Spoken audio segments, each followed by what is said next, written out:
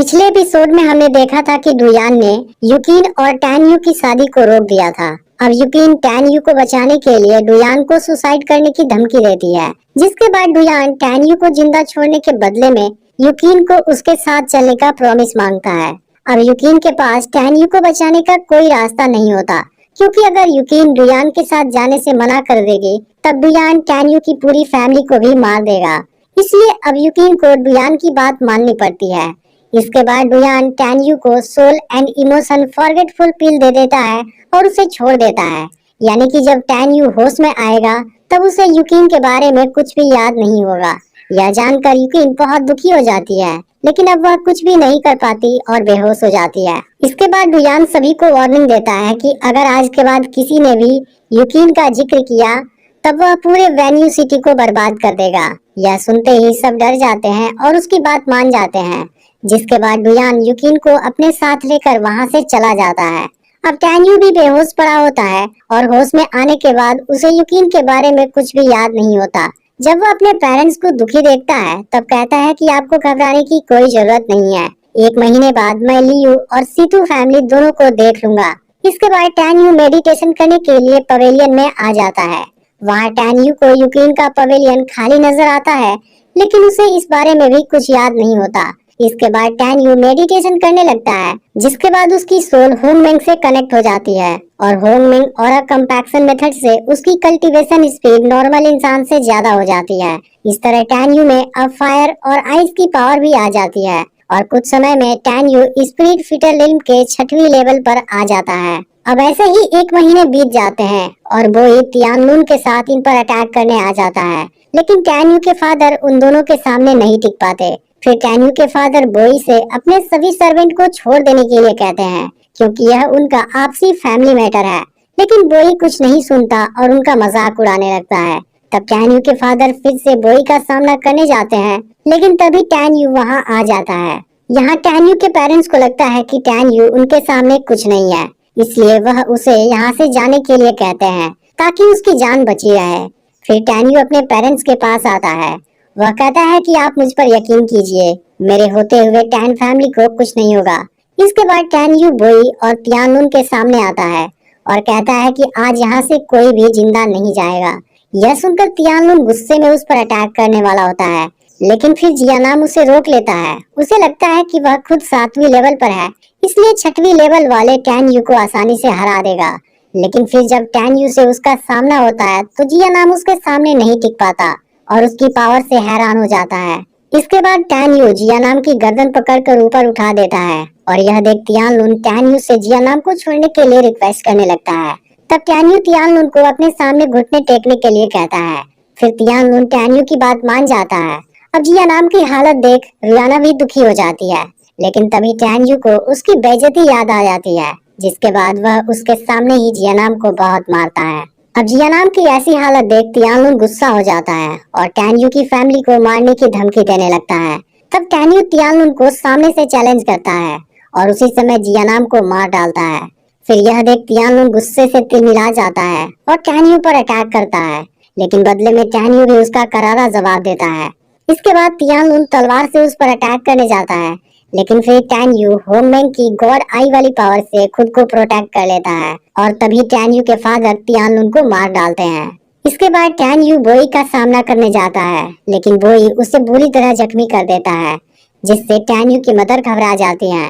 इसके बाद बोई टैन यू के फादर से हार मान जाने के लिए कहता है, लेकिन तभी टैन यू फिर से खड़ा हो जाता है और उसकी बॉडी हील हो जाती है। फिर वह बोई से कहता है कि मेरे होते हुए मेरी फैमिली को कुछ नहीं होगा।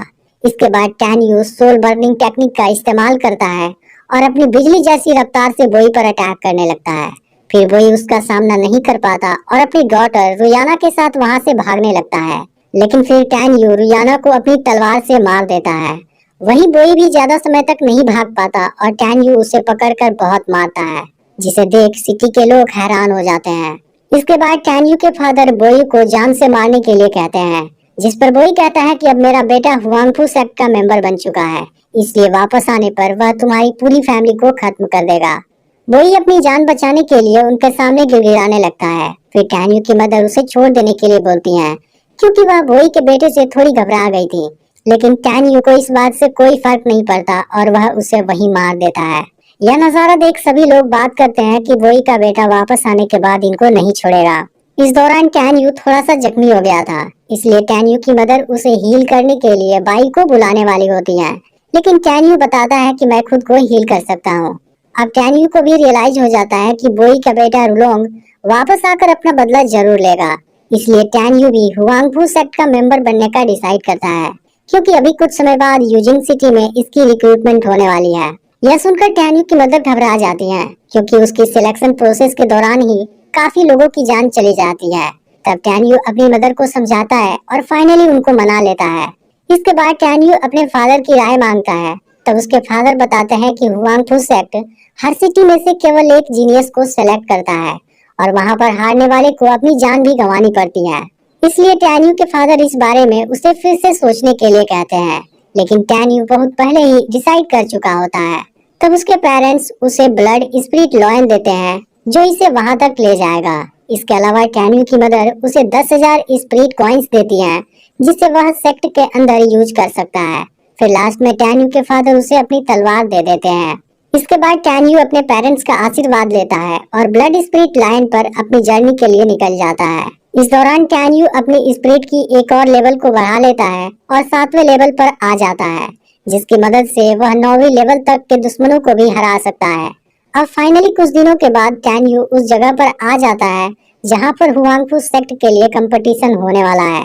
इसके कुछ समय बाद वहां पर हुआंगफू सेक्ट की एक मैसेंजर आ जाती है, जो दिखने में एक परी के जैसी खूबसूरत होती है और वही यहाँ आए हुए कैंडिडेट्स का टेस्ट लेने वाली है। उसे देखने के बाद टैन यू भी उसके बारे में सोचने लगता है। असल में इस मैसेंजर का नाम मेंगई होता है और सिटी का मेयर उसका वेलकम करता है। फिर मेंगई सभी को बता देती है कि यह कंपटीशन केवल एक राउंड का होगा और इसमें जो लास्ट तक बना रहेगा वह हुआंगफू का मेंबर बनने के लिए क्वालिफाई कर जाएगा। इसके अलावा मेंगई सभी को वार्निंग भी देती है कि हुआंगफू का मेंबर बनने के लिए एक भारी कीमत चुकाना पड़ता है, इसलिए अगर कोई चाहे तो पीछे हट सकता है। लेकिन वहां आए हुए सभी स्टूडेंट्स कंपटीशन के लिए रेडी हो जाते हैं।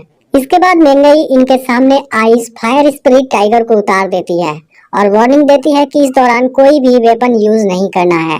इसके बाद कंपटीशन शुरू होता है और आइस फायर स्पिरिट टाइगर सभी के ऊपर आइस फायर का प्रेशर बरसाने लगता है। अब यहाँ मौजूद लोग इस सिटी के 2 यंग मास्टर के बारे में बात करने लगते हैं, जो स्पिरिट फीचर रिल्म के 9वीं लेवल पर हैं। तभी इनका ध्यान टैन यू पर जाता है, लेकिन इनको नहीं लगता कि वह इसे क्वालिफाई कर पाएगा। अब कुछ समय के बाद बहुत सारे कैंडिडेट्स हार मान जाते हैं।